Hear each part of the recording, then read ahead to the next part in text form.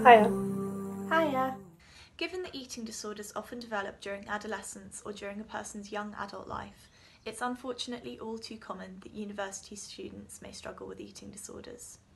We hope that this video can offer some useful advice for how to best support a friend that you feel may be struggling with an eating disorder. Well done for clicking on this video and for wanting to offer help. Support from friends can be a major influence in a person's recovery from an eating disorder. Eating disorders can take many forms and symptoms can vary widely, and here are some common symptoms that are cause for concern.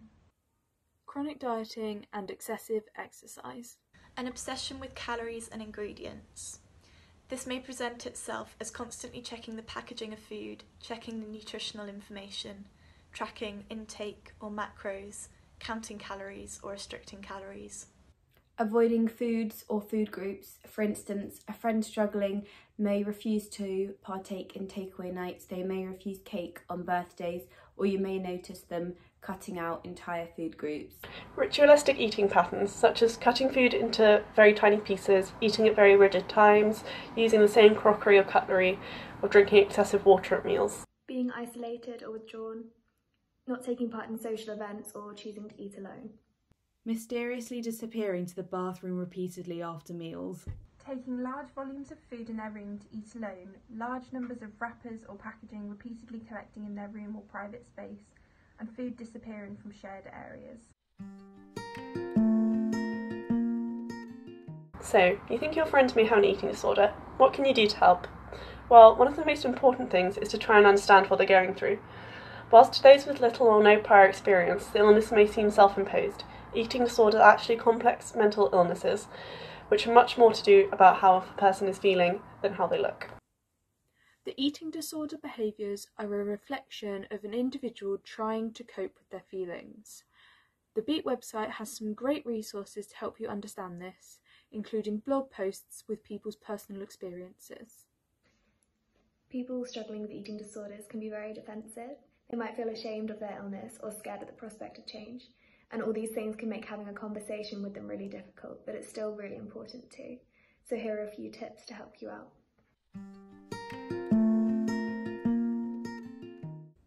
If a group of you are concerned about a friend, then just choose one person to talk to them about it so that they don't feel ambushed. The best person to do this would be the person who is closest to the individual. This way they are most likely to trust them and potentially open up. Think about what you might say before approaching them and process your own emotions. You may feel distressed, and that's okay. Ensure you don't ignore the impact that this might be having on you. You could journal or write down how you're feeling or what you might want to say to your friend. Avoid having this conversation with them immediately before or after a meal, as they're likely to be feeling quite stressed. Similarly, try to be conscious about your own stress levels and avoid having this conversation on a day where you have assessments or exams. Instead of telling your friend what they should do, which may sound accusatory to them, try to use softer language. Hey pal, I just wanted to ask if you wanted to have a chat about how you're doing and how you are. I've just noticed that you haven't been quite yourself lately and I'm just a bit concerned. How are you feeling? When I'm stressed, I normally do X, Y, and Z to cope. And yeah, I was just wondering how you're coping with stress at the moment. I can see that you're really struggling and stressed and hurting. And as your friend, I just want you to know that I'm here. Instead of focusing on food, body, or appearance, try focusing on how they're feeling. If your friend doesn't react well, don't push. It's a great step that you've started the conversation. Let them know that you are there for them should they wish to talk to you and that you are only concerned about their well-being and you want what's best for them. Give them time to reflect on what you may have discussed or brought up and come back to it again at a later date. Don't push them too far when they're not ready. Opening up for someone with an eating disorder is a terrifying move. Whilst you can be a great help to your friend by being supportive, it's really important that they get professional help. You can help them by introducing them to some resources like the Beat website and encouraging them to go to the doctor. It might be really helpful for them if you are in the room while they make the call. Eating disorders are treatable. But for a sustained recovery, it's really important to get help early. If your friend denies having an eating disorder, even if they're convincing or have reasonable explanations for the behaviours that you've observed, keep an eye on them. A key symptom of eating disorders is thinking that you're not ill, or not wanting to get help and therefore denying that you have a problem, even to yourself. If you remain concerned about a friend, but they're not receptive to your attempts to help, then you can use the Beat telephone support line, or access their online support service for more advice. And remember, as much as you may want to help, you're not responsible for your friend's health. As much as you may try, some people struggling will refuse to admit they have a problem, and more expert help will be needed. Don't blame yourself if they're not responding to your attempts to help them, and make sure you're accessing your own support network. So in general, it's best to avoid the whole topic about diets and exercise around someone you think might be struggling with an eating disorder. Don't congratulate them or others on their weight loss, and lead by example instead. And you can do this by avoiding and engaging with the latest trendy diet and cutting out food groups. It's not helpful and it's not a good influence either. Try to avoid language that assigns food as good or bad, such as saying you've been naughty for eating cake. Also try to avoid commenting on the person's body. Even if you mean it in a good way, EDs can make people interpret comments in a detrimental way. For instance, telling someone with an eating disorder that they look well can often be misinterpreted as meaning, you look like you've gained weight, and this can have a really adverse effect on the sufferer. So try to compliment them on things which aren't appearance-based, other things that make them amazing, like their sense of humour or their compassion. Remember, at the end of the day, you can't force someone to eat, to stop exercising or to stop purging. You can't force them to seek professional help. You can't force them to address unhealthy behaviours and coping mechanisms. All you can do is let them know that you are there and keep the channel of communication open. Keep inviting them to social events to try and help them feel included, and don't be afraid to offer them things like food or drink as you would any other friend. Even if they keep saying no, the act of offering is what's important. The aim when supporting a friend is to try to be a dolphin, gently nudging them along. Imagine your friend is at sea, and their life vest is their eating disorder identity. They might be really unwilling to give up the life vest while they're living in a frozen wasteland of an eating disorder.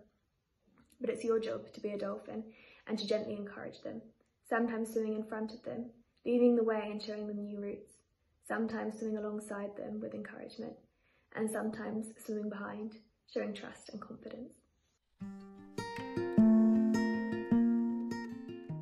Being around someone with an eating disorder can be really difficult, especially if you've ever struggled with body image or food yourself. Even if you haven't, it can start to create some uncomfortable feelings. Make sure that you have your own support network that you're accessing, whether that's your friends, family, or the wellbeing support team at your university. You may need to set up some boundaries when talking to your friend about their eating disorder.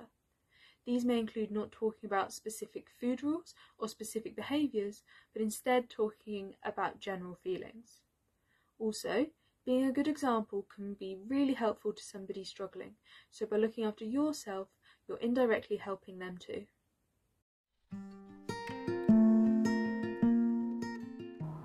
We asked some people that have experienced an eating disorder and their friends about their experiences. What one comment would you ban if you could?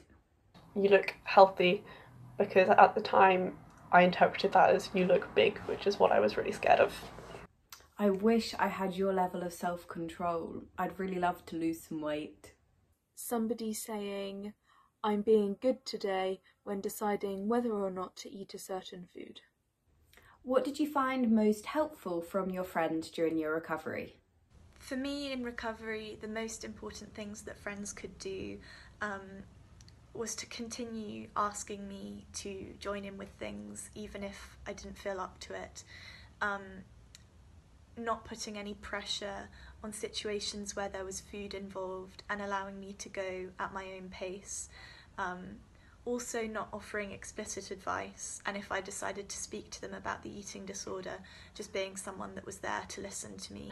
I found it most helpful when my friends just ate normally around me and ate things that I was too scared to eat, because it kind of showed me that it was okay and you shouldn't be scared of food. Is there anything you wish you could have told your friends at the time?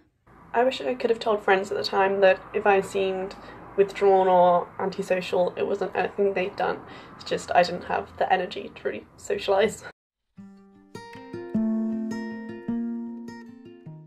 I think the hardest part about supporting someone with an eating disorder is knowing how much they want to talk about it, and you can often feel like if your friend doesn't want to talk about it very much, that you must be doing something wrong. But actually, if you know that they're getting professional help elsewhere, and you know that they've got family that know about it and are supporting them, then it's okay if they don't want to talk about it much with you. It can be really, really valuable to just be a safe person where they can just be themselves and not worry about that you might bring up hard topics. And that's totally fine. And that's a really essential role in recovery too. As long as you know that they're getting help and support elsewhere, you're not doing anything wrong if they don't want to open up to you. It's the not knowing what you should say that is going to be helpful. It's the idea that anything you do say might be misconstrued as potentially even offensive, and then also thinking that any action itself is also just going to result in a similar reaction of sort of resentment, or as if you're trying to doctor somebody.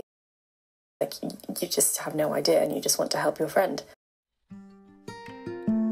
Thank you for taking the time to watch this video. Please message our Facebook or Instagram if you have any questions. Bye.